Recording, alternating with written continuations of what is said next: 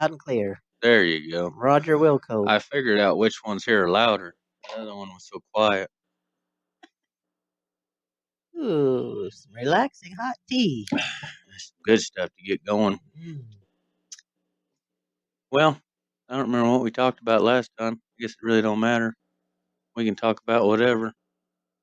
Yeah, I don't remember either. I think it's just a variety of different things. Mm-hmm. Where can we kick this off at? I'll probably edit this front part out. Oh, I found if you breathe and relax, then your thoughts come to you way better. In my devotions this morning, I read about Joseph and his forgiveness, how his brothers had threw him in a pit, and then they sold him to slavery and to a traveling group of people heading to Egypt, Oh yeah. Yep. and how he told his brothers, "Come closer to me." And when they came closer, he said, "I'm your brother Joseph." And he says, "Don't," he told him, "It's okay. Don't be scared or don't be worried, because God had a plan in all of this, and it was to save lives." And yeah, just a real good devotion on forgiveness. It just amazes me how often we fret the small stuff. Um, it's really And the funny thing about stuff is it's all small stuff. it's all small stuff. I like that. When I had my interview with Dave the other day, we were talking about how being humble and how people think their problems are just the main source. Everybody, whether your work or whatever. And he found a little speck of wood on my table, and he said, "This is us." Yeah. He said, "This is us in the United States." I said, "No, that's us in one little city, in one little state, in one little United States." People, I think we get too wrapped up in thinking our problems are the problems, and Yep. when Yep. you really analyze your life, it's really not near as bad as probably the person down the street. Now, there's the flip side; it might not be as good as that other person on the other side of the block, Right. but that don't matter. It could always be worse. It could always be better. So, like they say, find your hard. Well, and when you think to what God went through, He loved all of us, and He wants all of us to be saved and have an eternal life in heaven. And yet, He's hated and mocked. He's made fun of on national TV. It's I mean, it's just horrendous. Every day, every minute of every day, every second, God is made fun of and put down by the very people He created and loves. And when you look at life that way, it just really, we have absolutely no reason to ever feel sorry for ourselves or to feel like life is hard or rough, even though the bottom line is we're humans. So it's going to happen because we're human. And, but if we could just stop and look at what God went through, our life will never, ever, ever even come close to comparing. Not even close. Yep, I like that story. And no, I just saw a deal about it. It made me feel I was putting out a video, and I thought some people probably would scoff at it, and I was like, well, they all scoffed and laughed at Noah when he was building the ark, and look what happened. So That's true. when this is going to stick out in my mind probably for the rest of my days, when I went and spoke last week at a treatment center, and I got done speaking, and the host there was just telling everybody that, just because God's my higher power, find your higher power, whatever it could be, Muhammad Ali, or not Muhammad Ali, but Muhammad, and or whatever. Well, it She could was, be Muhammad Ali. yeah, she was just being the way she needed to be, and Might this be Elvis. and this one kid said, he said, well, he said that's all fine, but the truth is the truth. And Amen. I, There is only one truth. I didn't want to, yeah, that's what he said. I didn't want to say anything because I didn't want to discourage anybody trying to get sober, because you can't just force God down their throat. Right. The first goal is to get them sober, and if their higher power has to be a doorknob or their kids or the people in there or whatever it is to get sober, then that's fine. But I, I did like that kid say. He said, "Well, that's fine, but the truth is the truth." And Yeah. of course, I wanted to say hallelujah, but I didn't. On your mind, you did. Yeah. But the Yep. realm I'm in and speaking, I just be real careful with that. And one thing I found out is better to say your higher power is a purpose, because it is. That's what Mhm. we're all looking for, purpose. I get my purpose from God, and Right. that's how I present it to people that don't know. So find your higher power. He worked for me. I believe he can work for you too. I'd highly suggest you give him a call because he's up all night. Yep. Um, 24/7. that's kind of how I like to break into that. That's And people are going to disappoint you. God never will. Never. Um, I had a pastor in McPherson one time that said, I'm going to disappoint you. People are going to disappoint you. Your hmm spouse, your kids, your friends. They're going to disappoint you. But God never will. hmm He will never, ever, ever disappoint you. Ever. He's the one you can always count on. Well, something that I'm finding out, and we talked about it this morning with an issue I had. It's when a friend or family member disappoints you. I think the disappointment can go away depending on how fast they bounce back. I think if somebody does something bad and then they wallow in it or try to beat around the bush, then it just makes it worse. But if you say, just like the Bible says, the truth shall set you free. Every time I try to say that, I can't spit it out. It is a little bit of a tongue And twister. and that's so true because if you just say this is what happened and this is what I'm going to do to move past it, then I believe most of the time people then can be encouraged and you can encourage yourself because that's the most important thing. Well, I know as a parent, there's nothing better than your kids being honest with you. Even if it even if they're what they're telling you, you know, even if it hurts, being lied to is way more hurtful than hmm just knowing the truth. And I know God feels the same way. He just wants us to be honest with him. He wants us to get on our knees and come before him and say, I messed up and I messed up bad, but I'm sorry and I'm aware of it and I'm going to work on it and I'm going to do better. But if we just kind of keep brushing it under the carpet and lying about it and denying it and defending ourselves, it just keeps us at a distance from God because he can't come close to us. But Oh when yeah. we stop and humble ourselves and admit it and say, I messed up and I'm really sorry and I'm going to do better. That's all God wants. That's all he hmm asks is just that give in and be humble and truly be sorry and repent and move on. He's there. Well, that's the biggest thing I found out. We talked about this again before we started shooting. Is that it's not when you do something wrong and you sin. It's not God that wants you to stay depressed and think about it all day. That's the devil, Nope. which is hard to realize that because you're like, well, I did something wrong.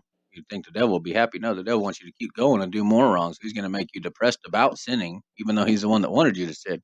God wants you to say, come to me and say, I'm sorry, and let's move on. If you're not Yep. sorry, just ask for forgiveness or whatever you need to do.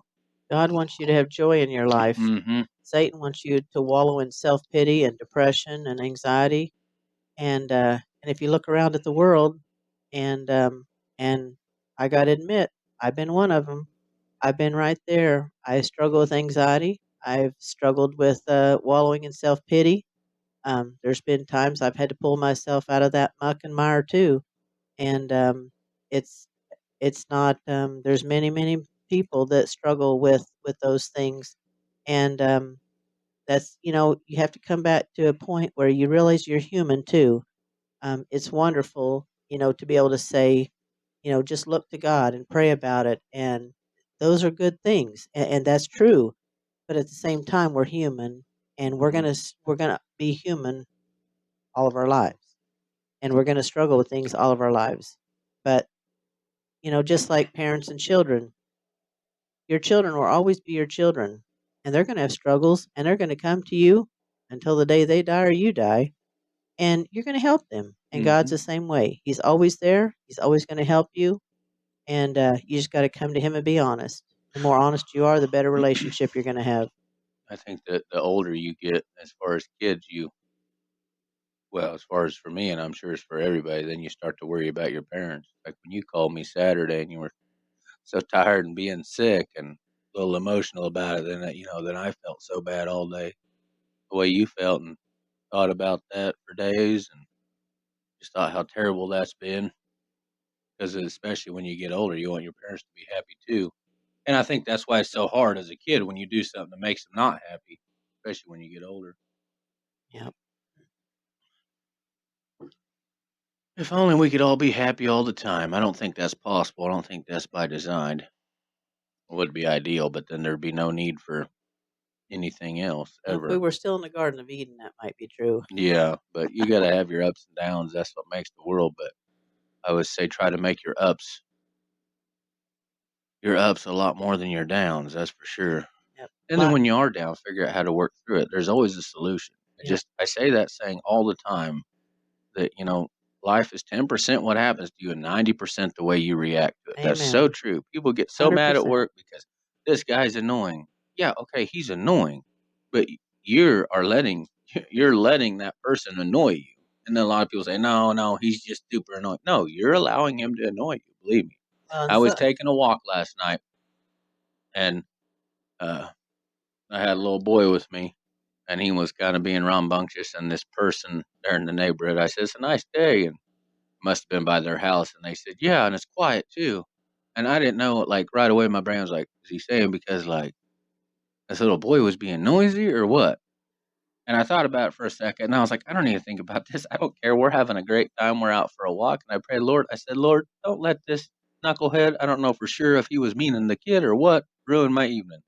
And about 10 steps later, it was gone. yeah. Because that 10% that happened to me, I didn't. I chose my 90% that I could control, and I said, "No, not gonna ruin my evening." I wanted to, normally I'd have went back to the house and been like, "This neighbor over here said this or that," and I was like, "No, it's all how I reacted to that comment is how it's gonna stay." And, the neighbor might have just meant that it wasn't windy.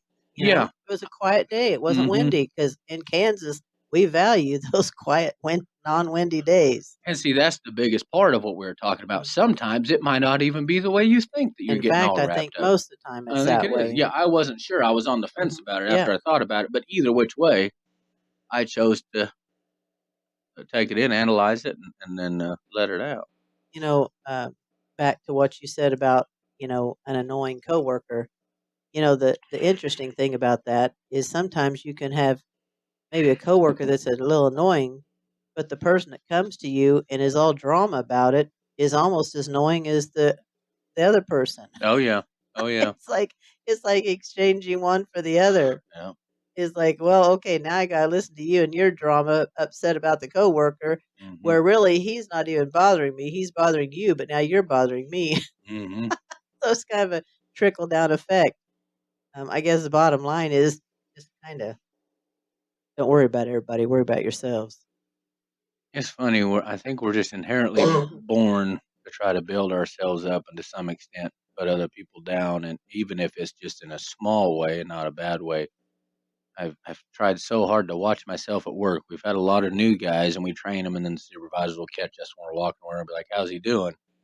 And sometimes some people just don't understand stuff. They don't catch on as quick, and you're like, "Oh, I don't know." And I think in instances like that, you need to do that in a professional manner. Say, "Well, he's doing real good." But I think I'd probably need one more day with him. Give me one more day with him. Most of the time, and I'm guilty of it. And I know a lot of people are. I'm talking about myself. You're like, "Oh, that guy. Oh, where'd you get him at? He's a little retarded." Like shit. Or sorry, I mean to cuss, but he, you know, typically it's everybody else at train caught on today. We're gonna need a whole week with this dude. He's a crown short. You know what I mean? He's missing the Happy Meal.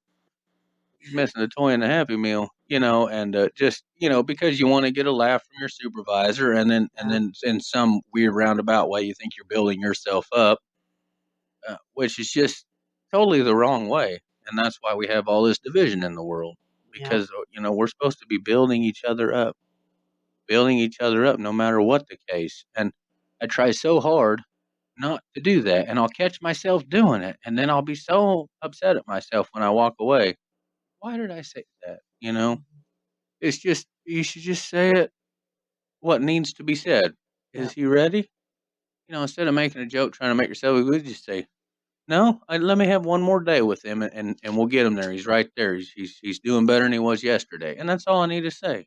And I think when that comes to you, I shouldn't have said that.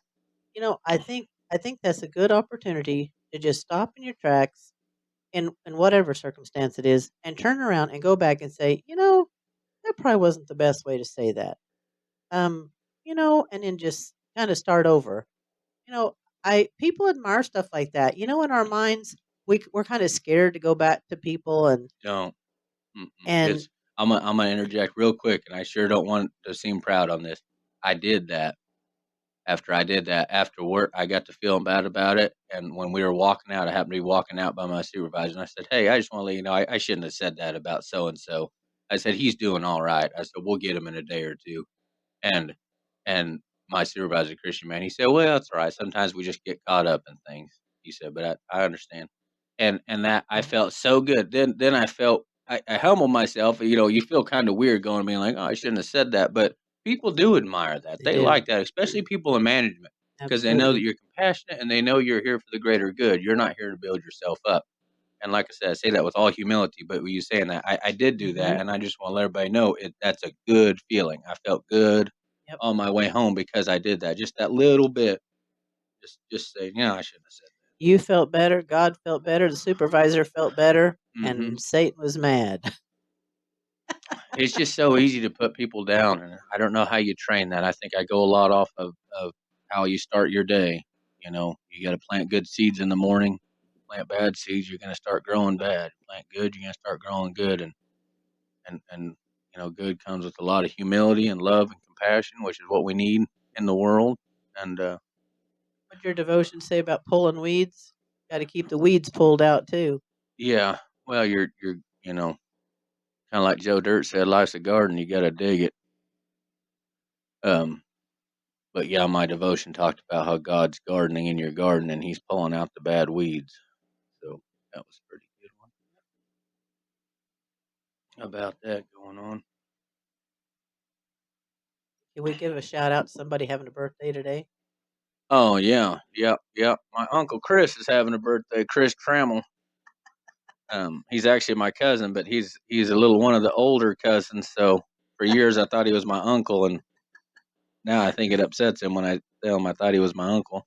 I told Steven the other night. I said we were talking about all the family, and he goes, "You know, our nucleus for so long was me, uh, uh, Keith, us kids, Tara, Marla, and Tyson, and Elwin and Renee. That was our nucleus." I said, "For 10 years, I thought that was our family." And he just laughed. He said, "What?" I said, "Yeah, for like 10 years growing up, I thought that was our family. I didn't know about Uncle Alvin and Dee Dee. I knew there was a Chris, but like I said, I literally thought he was my uncle, and I didn't know about Dee Dee's kids, and I didn't know she was like that. Yeah, for like 10 years, I thought that was my mom's side of the family, just Uh huh. Aunt Deanna and Aunt Beth and Uh Uncle huh. Kurt until he passed away and their kids. Like I thought that was us. Yeah. I knew we had Grandpa James somewhere putting butter by the brick on the toast somewhere in Arkansas for a while until he passed. But and then Grandma Mabel was always cruising around with a stack of National Geographics. But other than that, a box of rocks and sand. Yeah, That was Grandma Mabel. gotta love her. Gotta love her.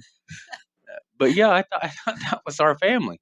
I thought that was it. And we had, you know, there was another 10 Yeah. close relatives on that side, you know, Cloudman. Yeah. So happy birthday, Chris. This is the big 5-0. So celebrate big. Mm-hmm. Celebrate big. Right at that age, he probably just wants to have a good steak and go home and relax and read a book. I know the older I get, that's a good birth. My birthday for me is like I told Jessica last year. I said the best thing y'all can do for me on my birthday is if y'all would just leave and leave me at home by myself for the evening and don't come home. Something to that effect. Like that's when you get older, you just want quiet in a way.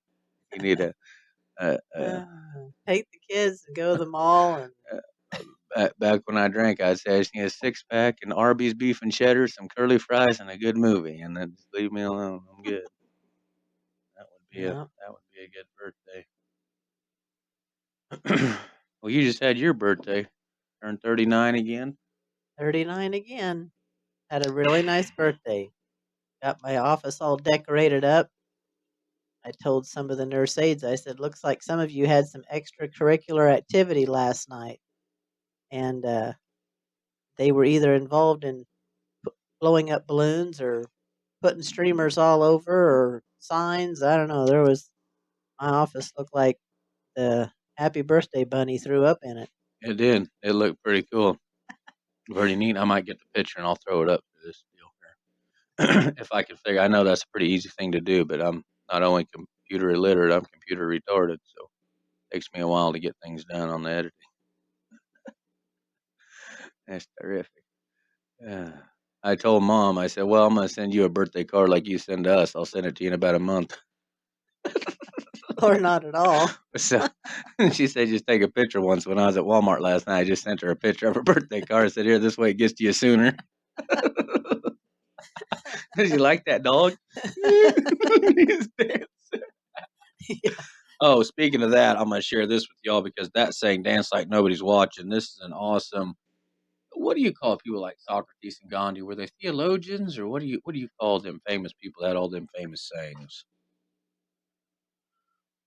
Yeah, I don't know what the proper word would be Like for them. theologians. So this one's actually from Mark Twain. I love this one. Sing like no one's listening. Love like you've never been hurt. Dance like nobody's watching, and live like it's heaven on earth. I don't know if that's actually Mark Twain, but Yeah, Mark Twain. hmm, you know, Hmm. some sometimes I wonder who the true person is that started that because I notice on Facebook they'll just put people's names Well, all I over. don't get mine off Facebook. Oh, I've got a nationally recognized quote site that I get up on. okay. I've really done some good research and material here for my show. Hmm. Hmm. Yep, that's for sure. But my all-time favorite one is that Socrates said, "An undisciplined life is an insane life." I usually say an undisciplined life is no life at all, which an insane life is no life at all. But the technical quote was, "An undisciplined life is an insane life." I You know, find that to be very true. I was uh I was watching the CBS Sunday Morning News this morning, and there was a I don't know his name. Maybe you'd know his name. Um he used to he had the band for he was the head of the band for one of the late night talk show hosts. He was a and now he's went on to produce his own music, and he won like I don't know how many Grammys, like 5 Grammys. Was he African American? Yeah, The Roots kind of had a big hair with a yeah. comb in it. Yes, the Well, Roots from the Jimmy Fallon show. The Roots. well, no, no, it wasn't him. He was from a different late night show, and he won like he he his hair he kind of had a little bit of orange. Uh, it was kind of colored orange at the end. No, it wasn't him. Not that guy in the center back Mm-mm, there. no, No. and it was Mm. on a different late night show. He won like 5 Grammys for his music. He had the music for Soul, that little show that came out, Mhm. Soul. Um, but he was saying that they were talking to him, interviewing him, and he says one thing that life has taught him is that you can be all the way up 1 minute and you can be all the way down the next. Mhm. And what a lot of people didn't know is that his wife, like, Max Weinberg. doesn't ring a bell. His wife, nobody, I don't know how many people know it. I don't, I mean, you'd have to keep up on social media pretty tight to know this, but, or anyway, me, um, I didn't know about it. His wife, the night or the week before he won all those Grammys, his wife found out that her leukemia was back, and so he couldn't even be in the room because she was so immunocompromised. And the night she started chemo, he couldn't even be with her, so he started writing little songs for her, and every night he would send her a little song, and he would just on the piano he would come up with a little song and send it to her every night. And, it's just amazing. You see this person up on stage and they're winning all these awards, and yet they would give up all those awards to have their wife free of leukemia. But you're not aware of that, you know. And it was really, um, yeah, it was really neat just listening to him talk about what really meant the most to him in his life, and it taught his wife, and yeah, I mean they were together for 8 years. They secretly got married here not too long ago, and just had a small little um, ceremony. And yeah, here she is. She had battled leukemia before and went into remission, and then all of a sudden it just came back with a fury. And so, yeah, it's, we never know what's going on in people's lives. Hmm. Um, there's a lot of hurt, a lot of pain, and a lot of confusion out there. We walk past people, we don't realize it, but there's a lot going on in people's lives we just never know. And I think you see people talk about that a lot, about how we need to be kind to each other. And but one thing that I need to work on more is, instead of just seeing those neat little quotes, try to live those little Oh quotes. yeah. Oh yeah. Don't just read them. Don't just think, "Oh yeah, that's a neat quote." Try to live that quote. Mm. Try to be that person that sees the good. Try to be that person that prays for people when you can tell they're having a bad day. Be that person that doesn't jump to conclusions right away, or negative conclusions. Um, yeah, try to be the good. Try to be the positive. Don't just read the quotes and think they're neat quotes. Try to live those quotes. I like this. Gandhi said, "You must be the change you want to see in the world." Which remind me, you talking about them quotes. You read them quotes, and you're like, "Oh, I wish everybody would do that. The world be better." But you have got to do it, because Yep. we know it's been said a million times. One random act of kindness at a time. And I felt motivated to write a speech on that, and I am. And so I Googled, and I find it's funny when I Google stuff, motivational stuff, and stuff, as I like to call, from the world, I guess. Um, so much of what people say that aren't even Christians is literally what the Bible preaches. Um, so I would suggest, even if you don't believe in God, read the Bible, because it's how we can make the world better. All the I wrote down 9 of them, and they're basically what Jesus preaches. This is what Google says. This is what we need to do to change the world. Be kind. This one seems obvious, but yet hard to do. Number 2, love unconditionally. Number 3, be sincere. Be real, not fake. Number 4, live in service. Give to other people. Number 5, spread hospitality, or spread positivity. Number 6, stewardship. Build on these good choices. Number 7, devote time and energy to a cause. Number 8, reduce TV and social media consumption. Number 9, see the good in everything. And I just, it kind of made me think, there's a lot of people in the world that don't believe in the Bible or this or that. And what Google says to change the world is literally what this says, every chapter. That's what we need to do. And I had immediately thought, I was like, well, I didn't need to go to Google to that. That's in the Bible. Mhm. That's what it talks. Yep. And so I just found that to be interesting. But Yep. For life, for hmm our guide for life is right there, word for word.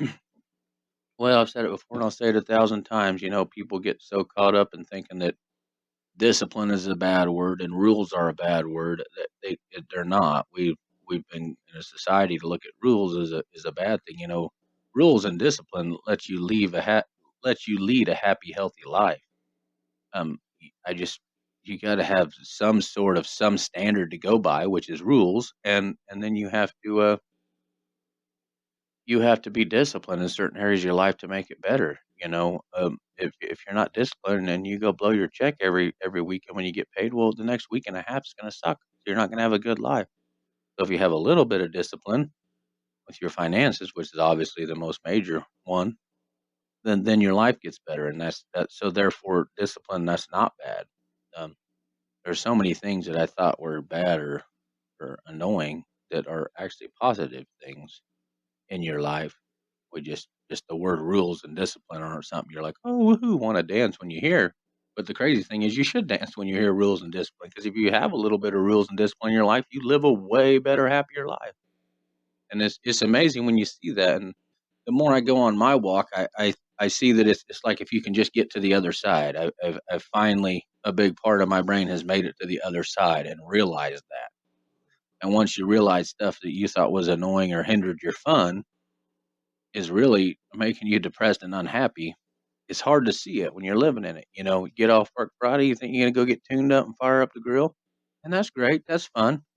But when you drink too much and you wake up Saturday and you have a headache and you don't want to play with your kids, they're being annoying and loud, well, then that's hindering your life. Um, so it seemed fun, but I see these guys coming to work hungover and red faced, and I'm so glad I'm not there anymore because that's you're unprepared. You don't have time to make your coffee. You're all you're agitated, and man, that sucks. That's no way to live. That's for sure. Everybody's so down on themselves all the time. I have to put some more positivity in the world and then live by it. I think that's the key. What we're talking about a lot, just like your quotes. You can read it and say good sayings, and I can talk everybody's ear off on this little show I got about try to live happier. I one time I went to a little school program, and one of the teachers said everybody'd be a whole lot happier if they all went fishing. Mhm. She said, "My best times are when I'm out fishing." Mhm.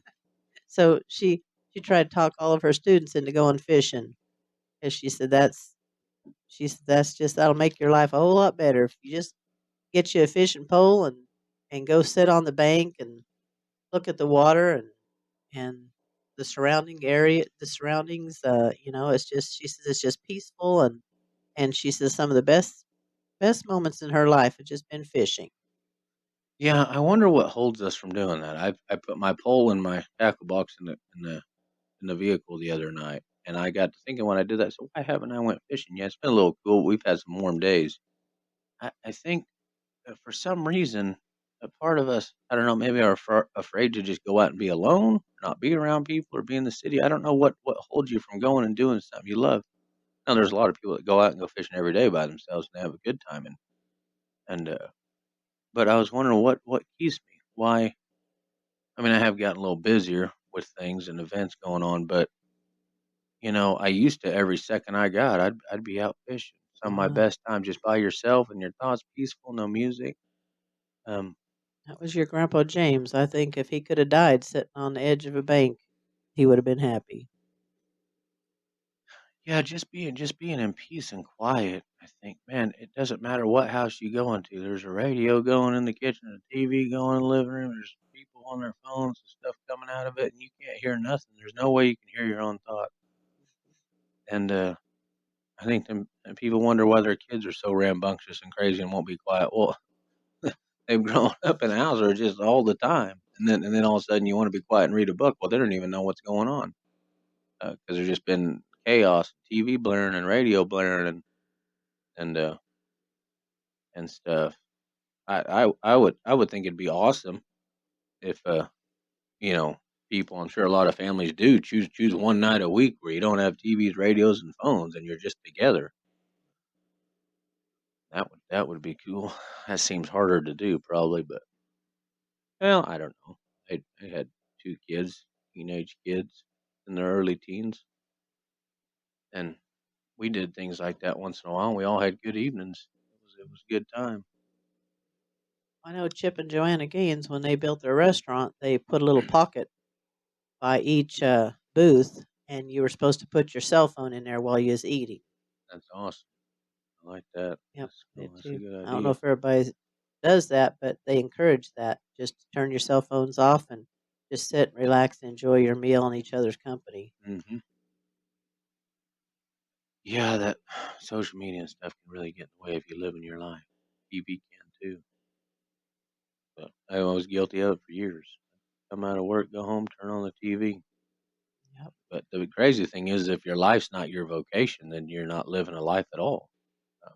Doctors and lawyers, they go to school because they love doing that, and teachers, so they kind of live at work. They're living their life. That's what they want to do. But for me, my what I do is just how I make a living. So when I clock out and walk out that door, that's my opportunity to live my life. So why would I go home and click on the TV? You run out there and run out of there and be excited about something and go live your life because now is your time. You didn't live your life doing a manual labor job. That's what you do so you can feed yourself and your families. Find out what your passion is about. Find out your purpose in life, and find out where you get your purpose. And then I believe it will get better. It sure has for me. That's for sure. And another thing that I like to bring up when I'm talking is that it doesn't have to take weeks, months, and years to turn your life around. You can turn your life around in one day. You might think it's impossible with the bills, and you're so depressed. drinking, you can probably not one day, but you can start to build momentum in one day, and it can take 1 week out of your life if you can just stop, and you can literally turn everything around. I think Uncle Perry's here. Yep, I think Perry's I here. wonder if he'd eventually just come in if we stay on the mic. I don't know. We probably ought to go invite him in. I don't know. Kind of wanted to get him on camera, have him sit down real quick. Well, maybe I could go get him. He could take my place. Come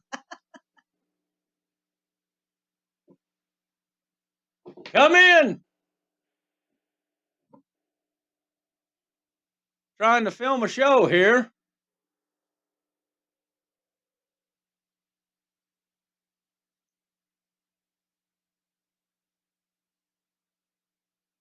Oh man, I was gonna tell him to come join for his hot second.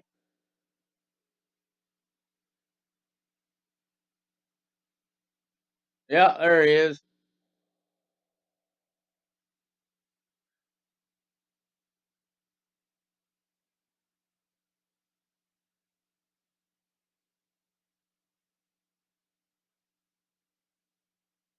Checkity check, check, check. We are live. We are live. We got Uncle Perry walking around the house. He's coming in to buy Steven's trailer. Mom went to let him in the front door. Not sure. I might edit some of this out, but I'm gonna see right quick here before I end this, and we might get him on the mic for a second. He recently bought some land in Arkansas, I believe. Lived most of his life in Oregon, Scio, Oregon. Had a beautiful place up there, and when I when I was younger, Mom flew me up there, and I spent a summer with them there in Oregon, amongst the tall trees. It was it was a wonderful summer. I'll always remember that summer there in Oregon, out in the woods. It's a nice, peaceful place to be.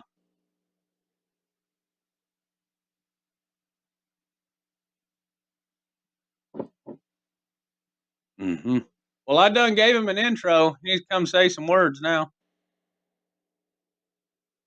We're live. We are we are live. I done gave you an intro. Come give the people a few words. Don't be shy. What are we supposed to say? Well, me and Mom have been talking about the good book and other things. I was just telling everybody that you lived up in Scio, Oregon most of your life, and now you bought some land in Arkansas. Yeah, get up on that ball right there, Uncle. No, we bought land in eastern Oklahoma. Eastern Oklahoma. And one thing about over there, you ain't got no reason not to go to church. Church corner. Yeah.